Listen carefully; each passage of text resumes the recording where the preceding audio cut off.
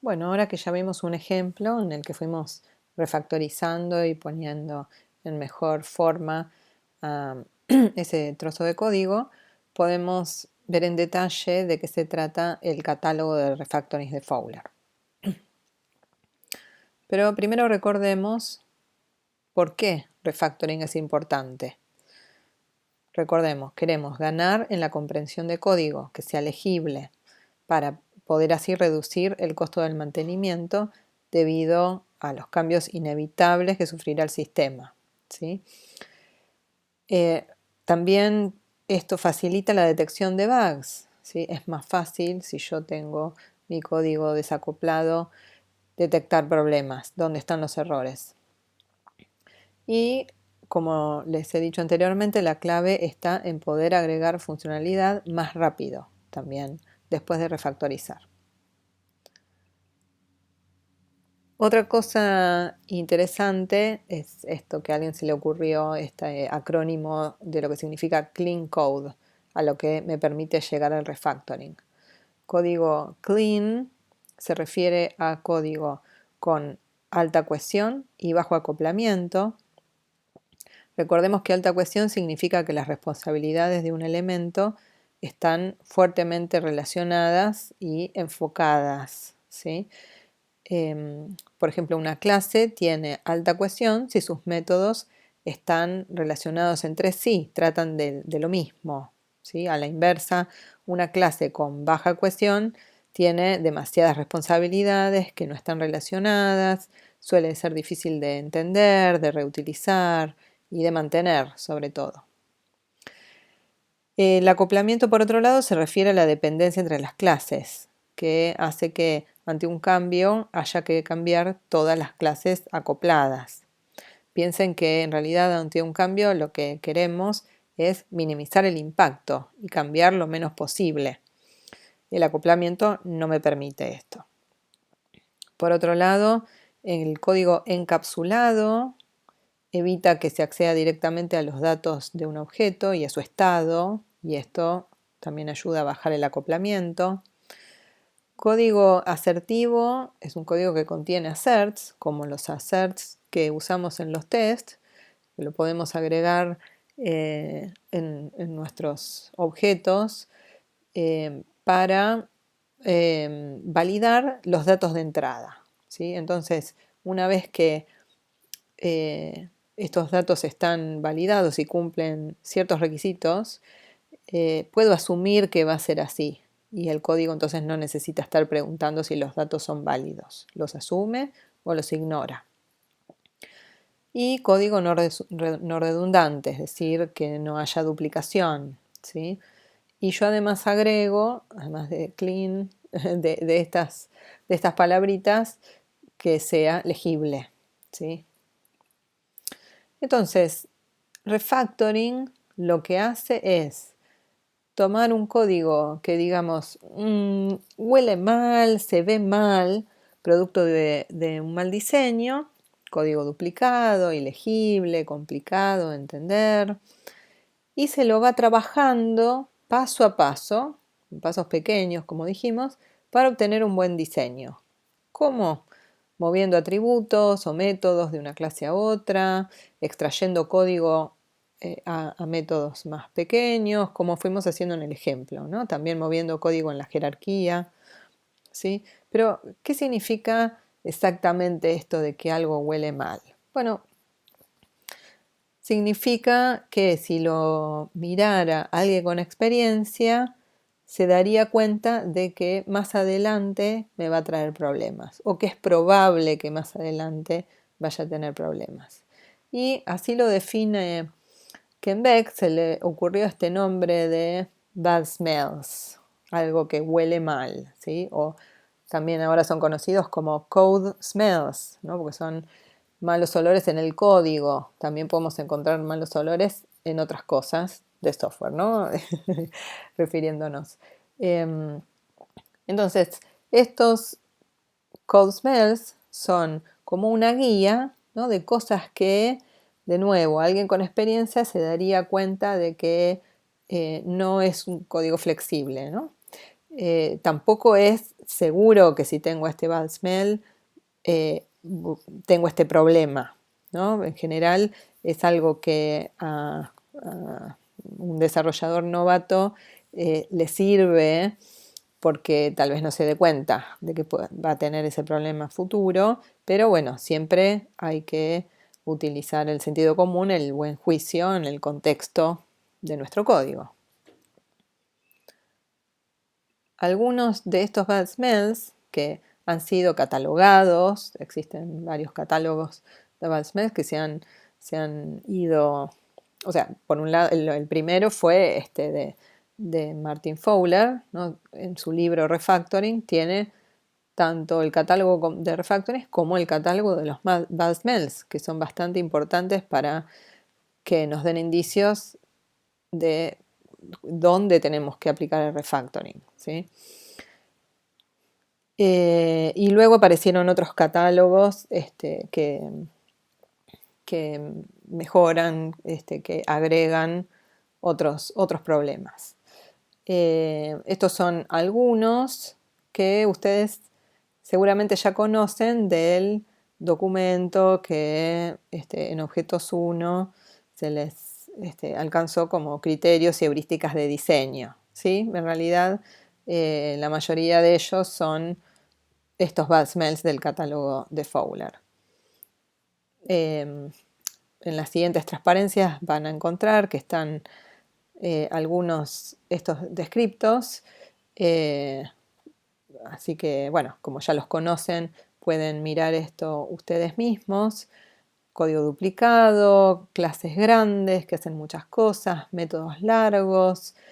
En vida de atributo, ¿sí? Es cuando una clase parece ser envidiosa de las cosas que conoce otra y le quiere sacar la responsabilidad a la otra. Y esta otra termina siendo una clase que solo contiene datos, entonces hay un tema de mala asignación de responsabilidades que hay que reacomodar. Otro problema son los condicionales, que ustedes ya conocen, sobre todo si estos condicionales aparecen, el mismo condicional o esta sentencia switch en diferentes partes de mi código. Entonces, si yo tengo que ir a cambiar, tengo que cambiar muchos métodos. También es un problema tener una lista larga de parámetros. ¿Por qué? Bueno, un método que tiene una larga lista de parámetros es más difícil de entender.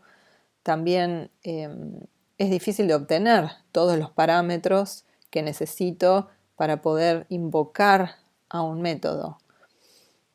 Muchas veces, bueno, si estos son muchos, tengo que primero conseguir todos para después poder invocar al método, entonces hace que el método sea más difícil de reusar.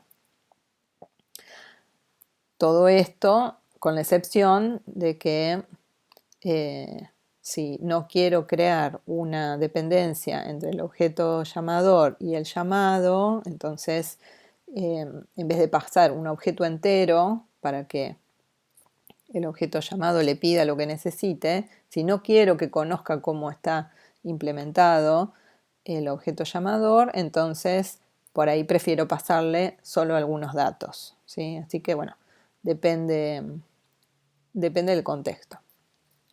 Y esto pasa con varios de los smells, por eso siempre se necesita el buen juicio, ¿no? Del desarrollador. Por eso los refactorings se hacen con herramientas interactivas, donde siempre termina siendo el desarrollador el que decide si esto es un smell, si realmente es necesario el refactoring o no.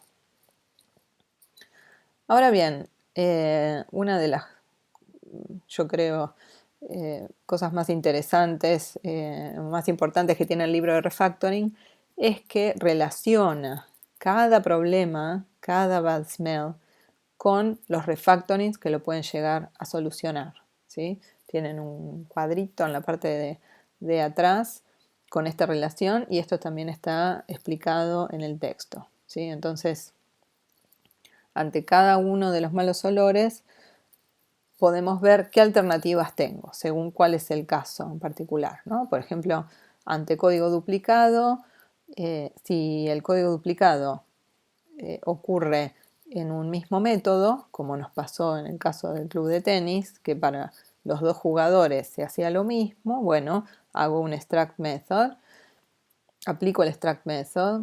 Si el código duplicado está en las subclases de una jerarquía, entonces, bueno, aplico pull up method y me lo llevo a la superclase y demás, ¿no?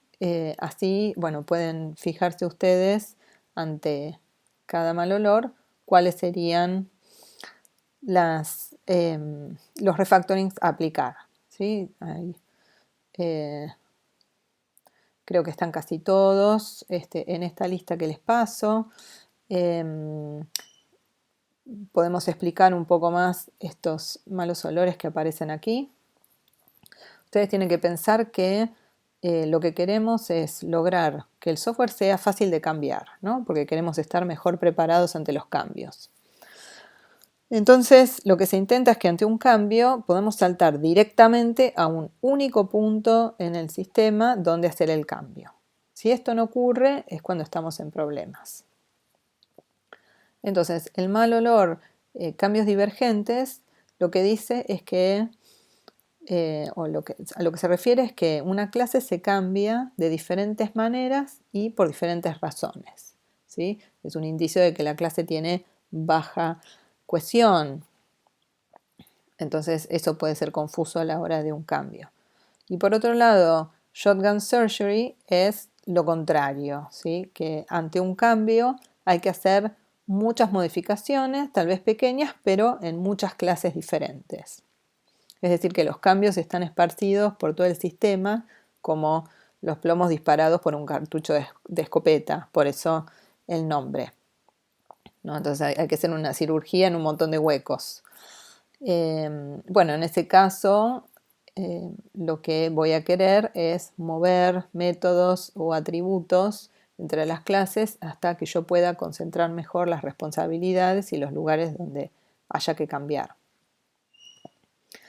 NVIDIA de atributos ya lo conocen, movemos el método para solucionarlo, que es, en general ocurre al mismo tiempo que data class, ¿no? Una clase que solo contiene getters y setters de sus datos. De los condicionales ya hablamos. En el caso de generalidad especulativa es cuando, bueno, muchas veces nosotros diseñamos de más, ¿sí? Porque especulamos con que en el futuro, por ejemplo, va a ser bueno tener tal jerarquía porque es más genérica, y lo mismo tener tal clase, y lo que termina pasando es que por ahí, la mayor parte de las veces, de los casos le erramos y terminamos teniendo más jerarquías o más clases de las que necesitamos, lo cual se hace más difícil de mantener. Entonces, ante esto, si por ejemplo termino teniendo una única superclase para una subclase, bueno, puedo colapsar esa jerarquía y dejar simplemente la subclase. O si tengo una clase que dejó de tener sentido, bueno, la elimino con inline class. O puede ser que algún parámetro de un método lo dejé de necesitar, entonces también lo puedo remover con remove parameter. Y el caso de cadena de mensajes, yo ahí les dejé un pequeño ejemplo. Imagínense esta cadena de llamados, ¿no? Que un cliente, para saber la fecha del primer movimiento de una cuenta, tiene que hacer todo esto, ¿no? Pedirle la cuenta de tal número al banco y a la cuenta se le piden todos sus movimientos y le pide el primer movimiento y luego la fecha. ¿Sí? Se forma una cadena de mensajes que lo que hace es que el cliente, el que envió todo esto, termina totalmente acoplado a esta estructura, ¿no? A esta manera de navegar entre mensajes. Entonces, bueno, ante eso me conviene aplicar, por ejemplo, el refactoring hide delegate, creo que es ocultar alguno de los objetos que están en el medio, y entonces ese objeto es el que retorna lo que terminaba retornando el último de la cadena, lo retorna alguien que está en el medio, para que yo no quede tan acoplado, o el cliente no quede tan acoplado a esta estructura total, ¿sí? A veces se trata, como en esta cadena un poco se ve también una envidia de atributos, no se parece a eso, entonces puedo aplicar, como en aquel caso, extract method y move method. Pero a veces, si utilizo mucho, por ejemplo, el ocultar delegado, hide delegate, eso me puede llevar a otro mal olor, ¿sí? Si me paso de rosca con el ocultar delegado, paso a tener algo que se llama middleman, ¿no? Un objeto que está siempre en el medio, y está siempre en el medio como estorbando, porque lo único que hace es delegar en otros, no tiene una gran responsabilidad. Bueno, si llego a ese otro extremo, bueno, en realidad me conviene sacarlo, no es bueno tener un middleman. Lo puedo sacar con este otro refactoring. Sí, entonces a veces van a haber, muchas veces van a haber refactorings que pueden ir en un sentido o en otro, porque depende del contexto. El caso de este olor de intimidad inapropiada, ¿sí? Es cuando dos clases realmente comparten mucho de sus variables, de su estado, están demasiado acopladas y se conocen demasiado. Entonces me conviene encapsularlas y mover métodos y atributos para que esto no pase, ¿sí? Porque si no, ante un cambio seguro voy a tener que cambiar ambas, que es lo que no quiero.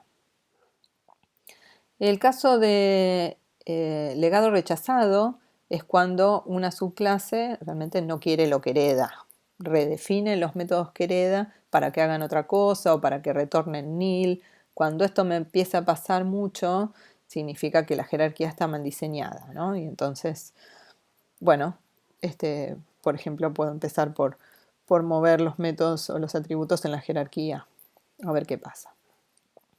O bueno, tal vez se trate de un cambio más importante de la jerarquía misma, ¿no?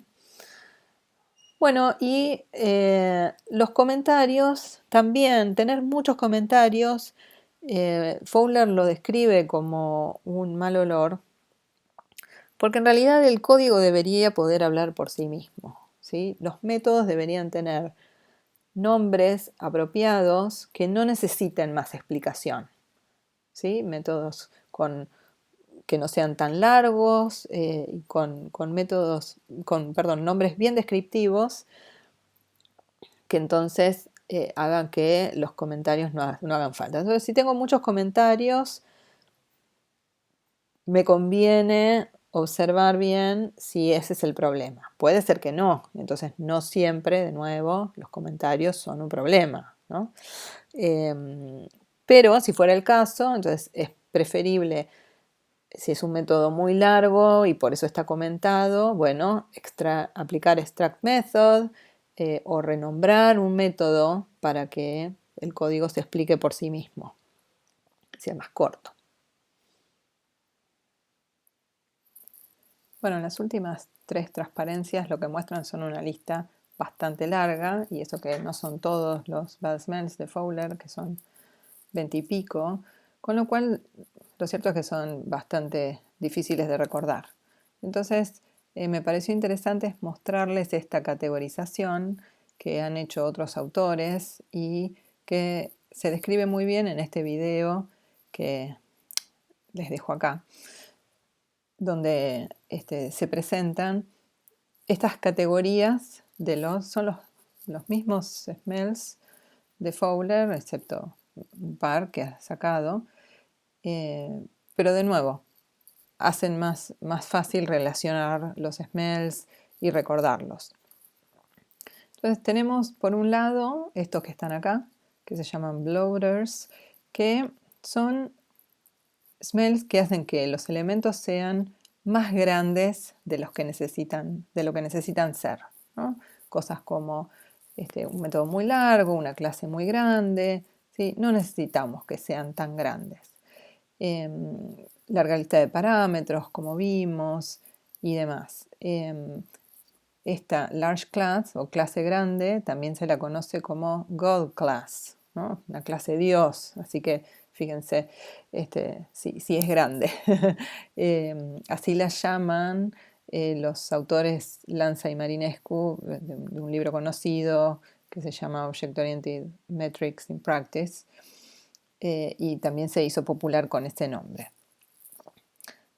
Bueno, algunos tal vez se preguntarán por qué Primitive Obsession está en esta categoría. Bueno, fíjense que Primitive Obsession tiene que ver con el uso de tipos primitivos en vez de objetos, ¿no? Usar números o strings o dates en vez de objetos que tal vez tengan más comportamiento, ¿sí? Y entonces ese comportamiento que debería estar en ese objeto termina estando desparramado en otros lugares y tal vez en varios lugares. Entonces termina provocando esta hinchazón, ¿no? Que provocan los bloaters, que hacen las cosas más grandes de lo que deberían ser. Después tenemos los de aquí abajo, que son los tool abusers, se llaman. Son cosas que están disponibles para ser usadas en la programación orientada a objetos, pero muchas veces están mal usadas, ¿no? Como es el caso de los condicionales. Se necesitan condicionales para programar, claro que sí, pero muchas veces en realidad tendríamos que haber usado polimorfismo, ¿no? Porque estamos preguntando por la clase del objeto y no tenemos una jerarquía. Entonces es preferible esa jerarquía al condicional.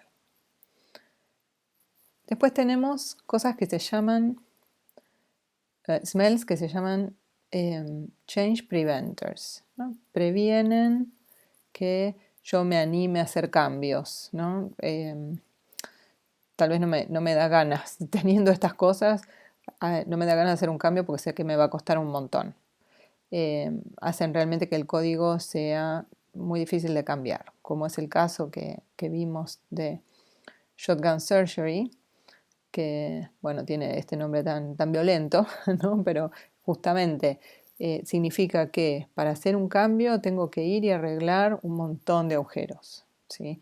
Entonces, en vez de poder enfocarme en un solo lugar para hacer el cambio, me va a costar un montón. Tengo que duplicar mi trabajo o cuadruplicar o lo que sea para solucionar esto, ¿no?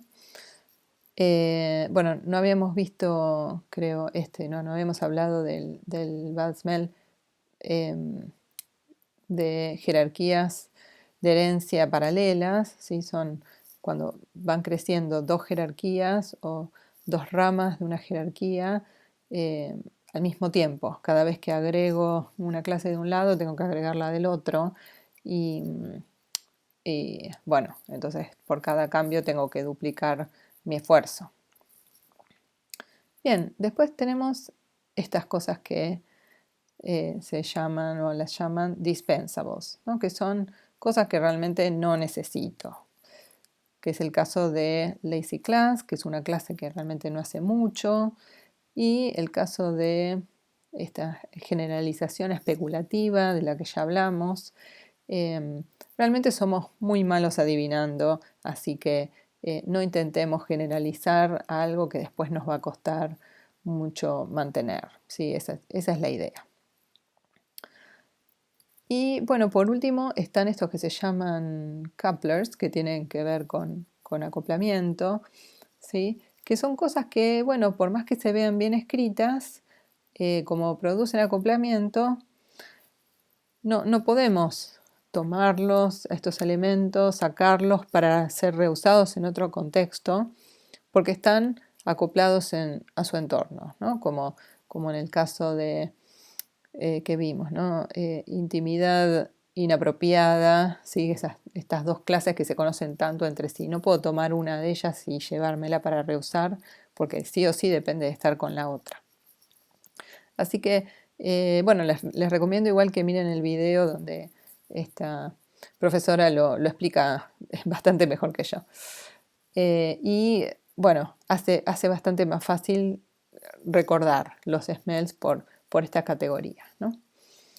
Y otra cosa de la que ella habla en el video es de la importancia de tener nombres para las cosas, ¿sí? Nombres a los que le podemos incorporar una definición y darnos precisión cuando hablamos, ¿no? Si yo les digo, bueno, este código tiene el problema de long method, ustedes van a entender exactamente lo que yo digo, ¿sí? O esto es una lazy class, van a entender, y lo bueno es que, como les comentaba antes, van a poder saber qué refactoring lo soluciona, ¿no? O cuál de un grupo de refactorings puede llegar a solucionarlo.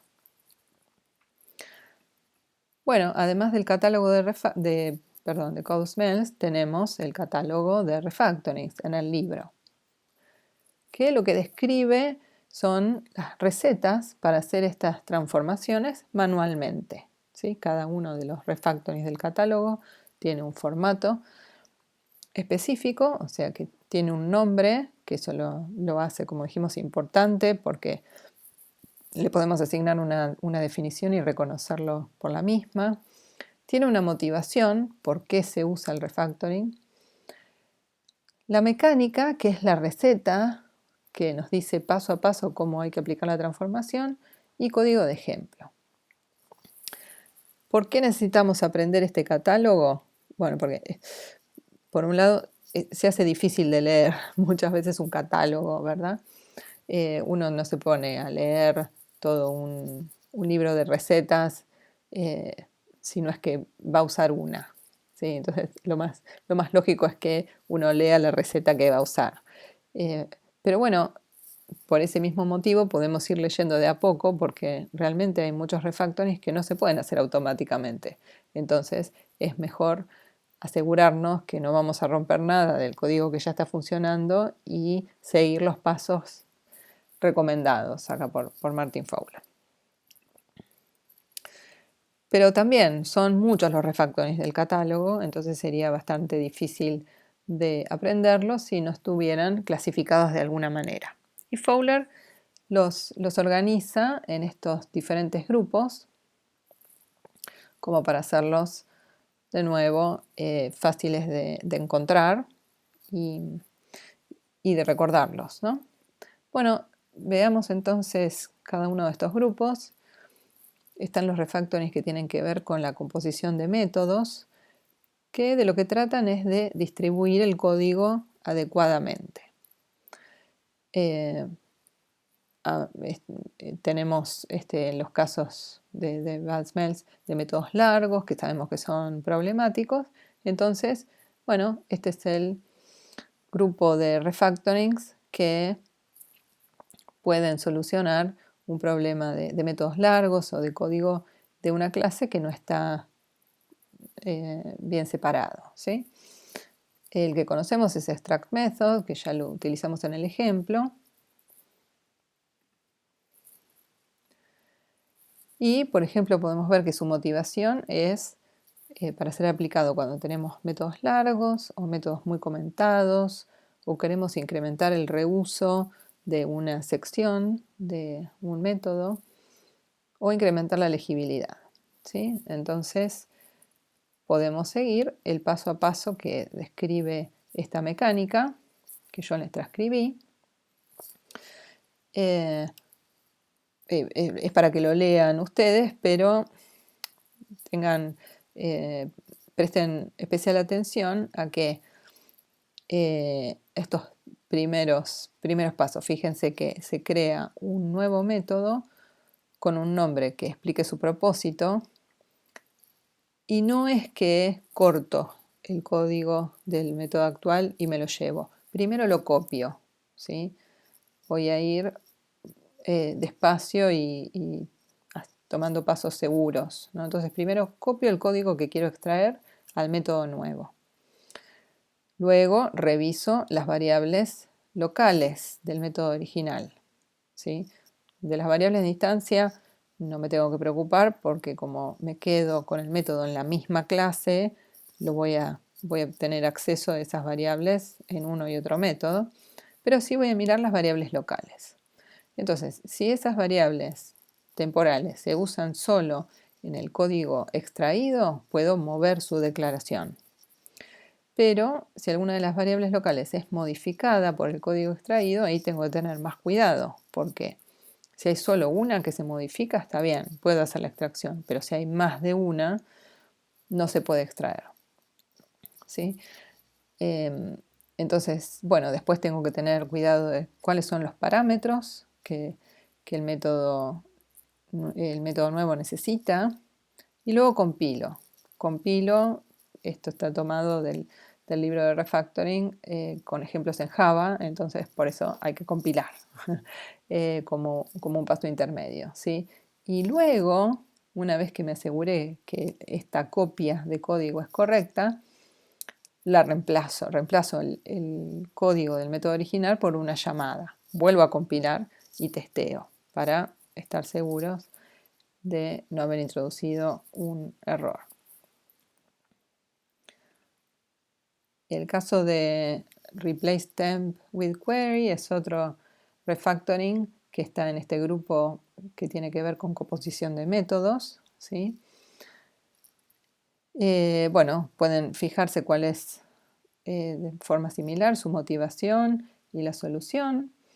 Tienen también la mecánica, ¿sí? Fíjense que acá utiliza otros refactorings dentro de la mecánica que son estos que están acá, ¿no?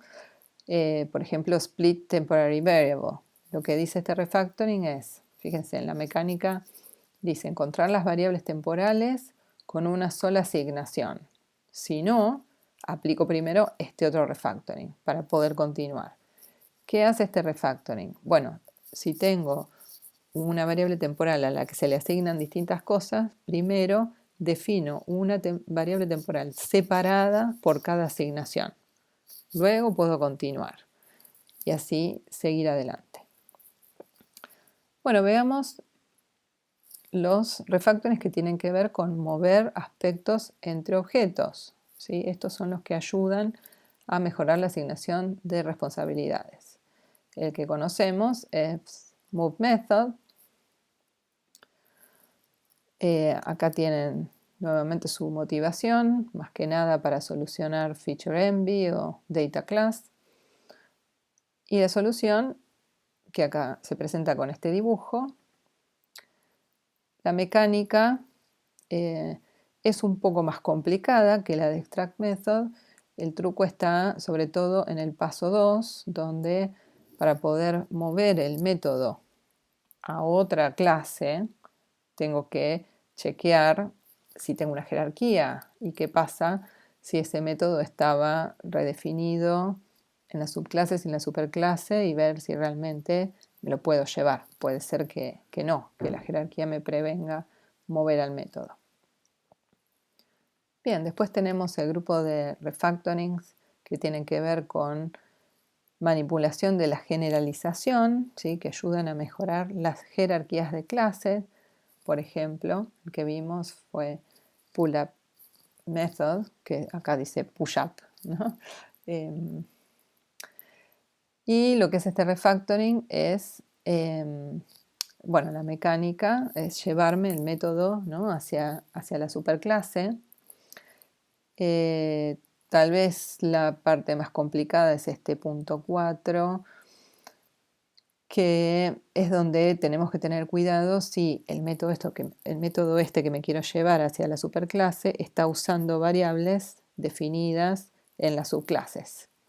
Entonces, bueno, ahí tengo que ver si me llevo la variable también para arriba usando el refactoring pull-up-field o si aplico este otro refactoring self-encapsulate-field, que lo que hace es crear getters y setters para no acceder directamente a la variable dentro de la clase, sino a través de getters y setters. Entonces después me puedo llevar esos getters y setters abstractos a la superclase.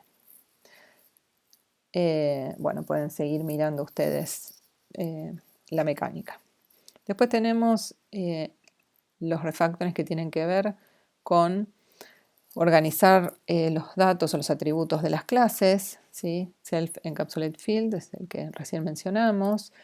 Encapsulate Field tiene razón de ser solamente en un lenguaje que no provea directamente encapsulamiento, como en Java, donde puedo tener atributos que sean públicos, y eso se debe prevenir, así que siempre debo acceder a los atributos a través de los métodos.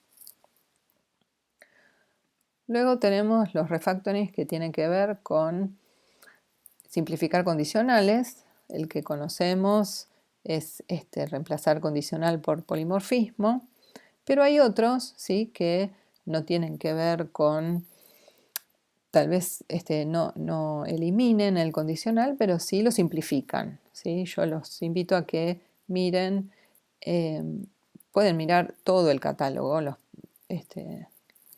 deberían mirar todo el catálogo que está en este sitio web, que es el sitio de Martin Fowler. Fíjense en el catálogo y miren que para cada refactoring van a tener al menos un ejemplo, ¿no? Entonces miren el código de ejemplo de Decompose Conditional para entenderlo. Es realmente muy simple, eso pueden hacer con el resto de los refactorings.